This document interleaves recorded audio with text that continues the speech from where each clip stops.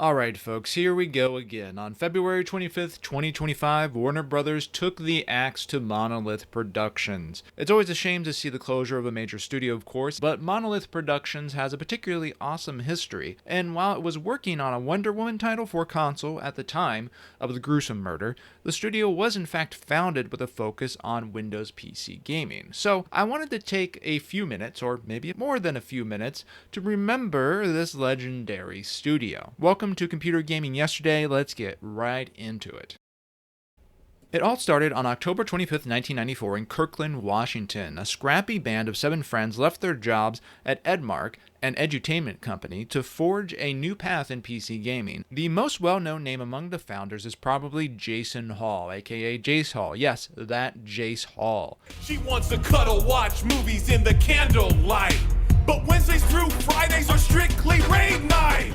But the rest of the founding team each brought their own technical expertise. You had Brian Bauman, Toby Gladwell, and Brian L. Goebel working on Monolith's incredible in-house engine, LithTech, while Garrett Price, Paul Renault, and Brian Waite brought artistic skills to the table. Together, they created the infamous Monolith CD, which is available on the Internet Archive, or also actually on YouTube. And well, it is something. Come to me. What? No. Do not resist. No. Not again. Help me! But it worked. The demo was noticed by Alex St. John, one of the fathers of DirectX. And through his influence, Microsoft contracted Monolith to create a Games for Windows 95 sample disk, which was released in 1996. From there, Monolith did something a bit unusual. It found outside investment and absolutely exploded in size, skipping the whole release a game and see how it does nonsense to become a multi-game developer and publisher right off the bat. And the studio released a dozen games from 1997 through 1995. Yes, a dozen games. Now, the studio's first big title was Claw, a 2D platformer released on September 30th, 1997. And Monolith spared absolutely no expense on that game. It features gorgeous high-resolution 2D sprites, smooth side-scrolling gameplay, and while it might seem simple from a modern perspective, in the early to mid-1990s, this sort of smooth side-scrolling was still a difficult problem on many Windows machines. Not only because of the hardware, but also because of the lack of a graphics API that had readily supported it. Now, to fix that, Microsoft programmer Chris Hecker wrote a graphics API called WinG, which was first shown at the 1994 Game Developers Conference. You hardly hear about this today, almost no one knows about it because DirectX overtook it. But the existence of that API was the technical inspiration for Claw. Now, the idea and the concept and art for Captain Claw came from Monolith co-founder Garrett Price, who had been doodling on the character for years before the game went into production. The game even had a lengthy animated cutscene outsourced to animation company Wallace Creative, which included former Disney animators on its team, and spent a full year working on the project. Now, Monolith's other big project in the beginning, Blood, was actually the opposite of Claw. It was a gruesome and gritty shooter built with the Build engine. It played a lot like Doom, but it upped the gore and it used photos of claymation sculptures to create its sprites, which gives the game's monsters the perfect icky, grimy look. Although its graphic style was actually on the verge of feeling a bit obsolete by the time the game was released in 1997, but it still received a lot of praise for its unique artistic take, and also for its demanding gameplay. Something was also true of Claw, by the way. Both of these games were known for being rather difficult. Now, while Claw and Bloods each in their own way showcased a core value of Monolith, a focus on meshing art design with technical excellence and innovative technology. Claw's 2D animation was very high resolution and smooth and as good as anything you would find in 1997 on PC or game consoles. And Blood's claymation sprites stood apart from other Build engine shooters, but it was 1998's Shogo Mobile Armor division that really set the foundation for Monolith Productions' legacy. Once again, Monolith took a big swing. It did not just want to build a Quake competitor, it wanted a fully 3D shooter that also had mech combat and a crisp art style inspired by Japanese mecha. Now, the project began all the way back in 1996 when Monolith entered an agreement with Microsoft to build a new standalone 3D game engine for Windows 95 that could be licensed out to other developers.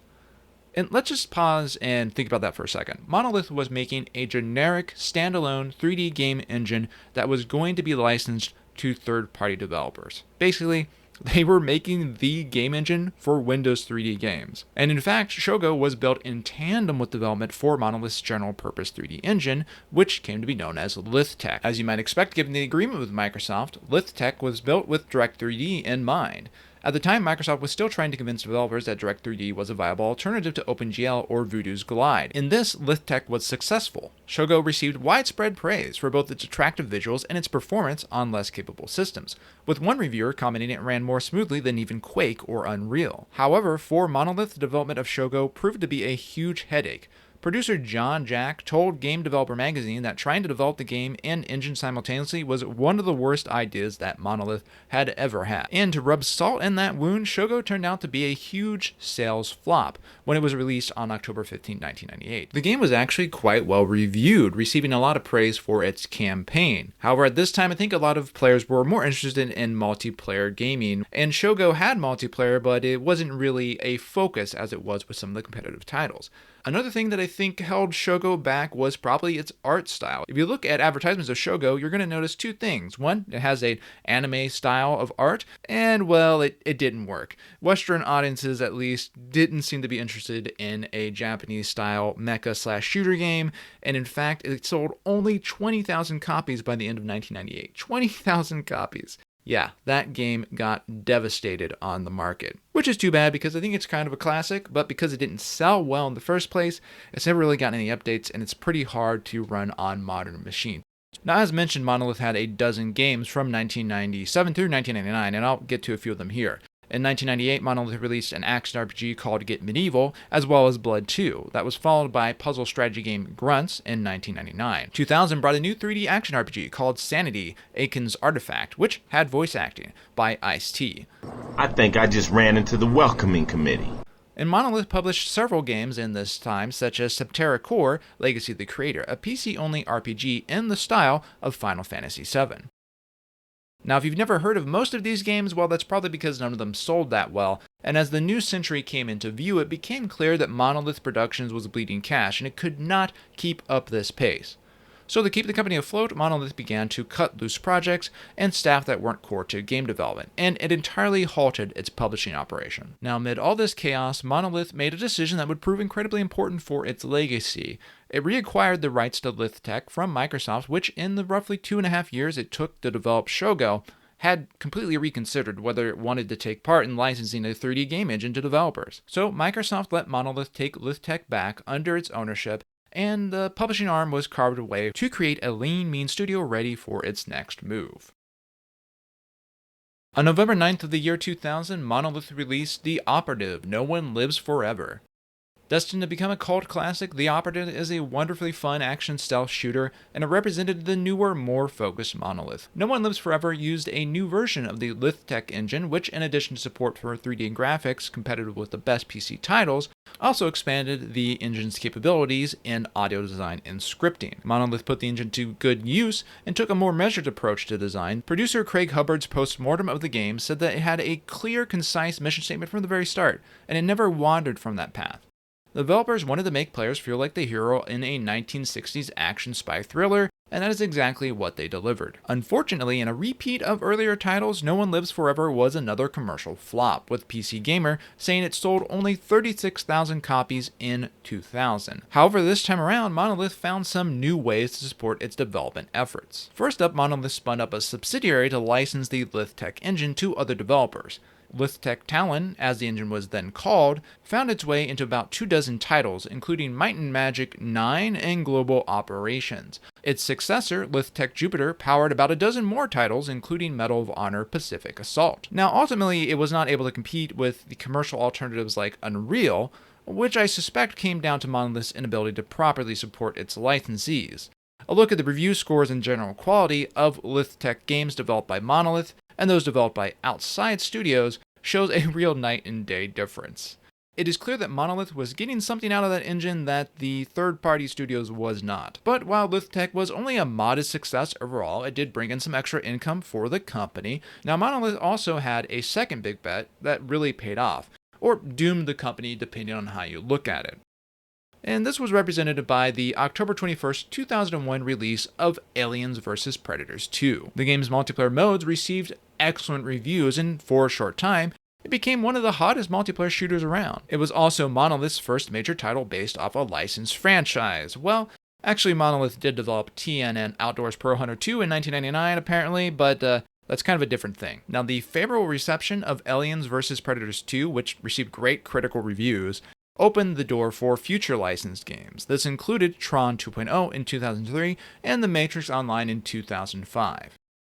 Now, once again, neither of these games actually sold that well, and indeed The Matrix Online was infamously shut down in 2009, just 4 years after its release, making it one of the shortest-lived major MMORPGs to come out in that era. But I think you can see a clear connection forming here between Monolith and Hollywood, right? And that was made permanent when Warner Brothers Interactive Entertainment, a newly formed wing of the company led by Jason Hall, yes, that Jace Hall, purchased the studio in 2004. Now, sitting here today in 2025, we know how this story turns out, right? It would ultimately result in Monolith Productions losing its creative freedom and seal the studio's fate. But back in 2004, when it happened, I'd say it probably felt like Monolith was getting one over on Warner Brothers. I mean, Monolith's games, they were critical darlings to be sure, but they often did not sell that well. So nestling the studio under the wing of Warner Brothers probably gave it a sense of stability it previously lacked. Also, the Jason Hall connection I think is just funny. Basically, he went to work for Warner Brothers and immediately convinced them to buy the studio he had founded like a decade ago. He looks kind of silly in those documentaries and music videos that he does, but he must be pretty persuasive. And as is often the case with these big acquisitions, it wasn't immediately obvious that Warner Brothers' purchase had really changed anything about Monolith Productions' vibe. In fact, after the acquisition, Monolith would go on to release its most successful game, F.E.A.R. Now, there's a lot that can be said about F.E.A.R's technical excellence in art design. Once again, built on the LithTech engine, F.E.A.R used all the latest 3D graphics techniques to deliver a thrilling atmospheric look, and the game's bullet time mechanic gave players a chance to see its gorgeous lighting, shadow, and particle effects unfold in slow motion. F.E.A.R also used Havoc physics, which gave in-game objects a realistic physical feel that, frankly, even most modern shooters seem to have trouble replicating these days. And in terms of the art design and the presentation, F.E.A.R continued the studio's Japanese influence, with the game taking a clear inspiration from psychological horror movies like Ring. Now, F.E.A.R also featured groundbreaking artificial intelligence through its goal-oriented action planning system, or GOAP. This system allowed enemy NPCs to dynamically evaluate situations, create goals, and adapt to the player actions in real time, making the enemies seem far more intelligent and unpredictable than the typical shooter adversaries of the time. Indeed, this is another area where you could kind of argue that F.E.A.R is still competitive with some modern shooters, which don't always place a priority on AI. Now, game critics heaped praise on the GOAP system, with many reviewers noting the combat encounters felt organic and genuinely challenging in a way they hadn't really felt since the release of Half-Life. F.E.A.R proved to be Monolith's biggest commercial success, selling over 1 million copies across PC and eventually consoles within about its first year. Its popularity established the franchise and spawned a ton of expansions and sequels that enjoyed widespread recognition. Now, this is Computer Gaming Yesterday. We're focused on PC games here, and I should note this is where Monolith Productions also starts to veer from its PC roots, because while the original F.E.A.R was launched exclusively for the PC in 2005, with the console versions coming a year or two later, depending on the platform, its sequel, F.E.A.R 2 Project Origin, was released simultaneously on Windows, Xbox 360, and PlayStation 3 in 2009. Monolith released another dark and gritty title in Condemned Criminal Origins. That came out in 2005. It's a psychological horror title that blended visceral melee combat with forensic investigation mechanics, and it wrapped it all up in a chilling narrative, influenced by gritty noir thrillers and horror cinema. Once again, video game critics praised Condemn for its intense atmosphere, realistic combat, and innovative investigation gameplay. If you go watch gameplay of this on YouTube, or you play the game for yourself today, I think it's really notable how scrappy and gross this game feels. It does a great job of taking advantage of the capabilities of graphics in that era. Condemned never became as popular as F.E.A.R, however, so this was yet another cult classic in Monolith's library. Now, given how successful F.E.A.R was, you might think it would give Monolith Productions some leeway to decide its own fate, but as is so often the case in the games industry, success can actually attract some unwanted attention. And around this time, Warner Brothers, perhaps realizing that, wow, Monolith Productions can make some really popular games, decided to put some influence on the strategic focus of the studio. And of course, this was a company with a lot of internal restructuring and layoffs as the shift moved away from original games developed by Monolith and towards intellectual property owned by Warner Brothers. Now, for a short time, Monolith was pivoted into multiplayer-focused licensed projects such as Gotham City Imposters and Guardians of Middle-earth, which of course were set in the DC universe and the Lord of the Rings universe, respectively. But these games didn't really catch on, and they didn't really speak to the core strengths of Monolith. So the studio was tasked with doing something that was a bit closer to its core strength, to build a big, innovative action role-playing game based on the Lord of the Rings universe. I'm talking, of course, about Middle-earth: Shadow of Mordor, which was released in 2014. This action RPG received widespread critical acclaim, especially because of its innovative Nemesis system, which dynamically shaped enemy behavior based on player interactions.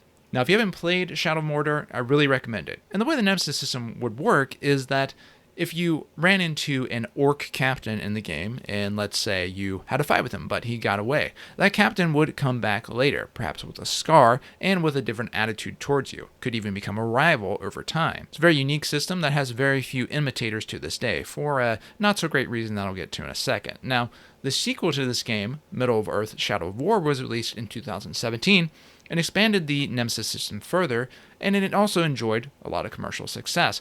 However, a controversy over how loot boxes were used in this single-player focused title dampened the praise somewhat. Now, while they were obviously built to Warner Brothers specifications, Shadow of Mordor and Shadow of War still retain a lot of Monolith Productions' classic heritage. These games are built on LithTech, and they had great performance on a mid-range PC of the time. They also provided solid keybinds and a respectable range of image quality options. Also, while the gameplay is obviously a lot different from Monolith's popular shooters like F.E.A.R, it continued to display the studio's focus on systems-driven gameplay with cutting-edge AI. Warner Brothers even went to the trouble of getting a patent on the Nemesis system, which frankly is kind of bullshit, but it also shows how innovative the system was. After the release of Shadow of War, the studio struggled to sustain its momentum. The big problem really was that Warner Brothers just could not figure out what to do with Monolith next.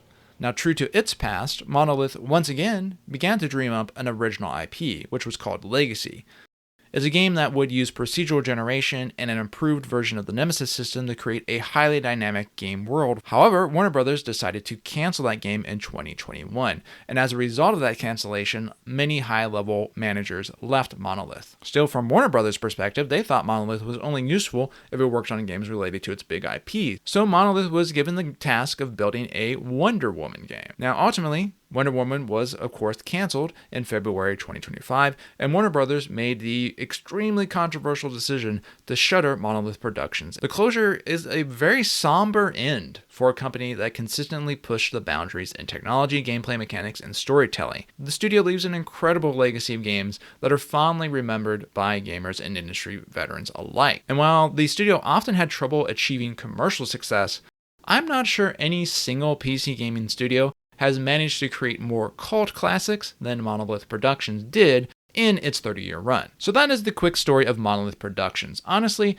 as a PC gamer, it really bums me out to see the studio go belly up, because even while it obviously had been forced to broaden its focus to consoles, I think there's always been something about Monolith games that have a PC feel to them. They are crunchy, they're systems driven, and they embrace advanced AI.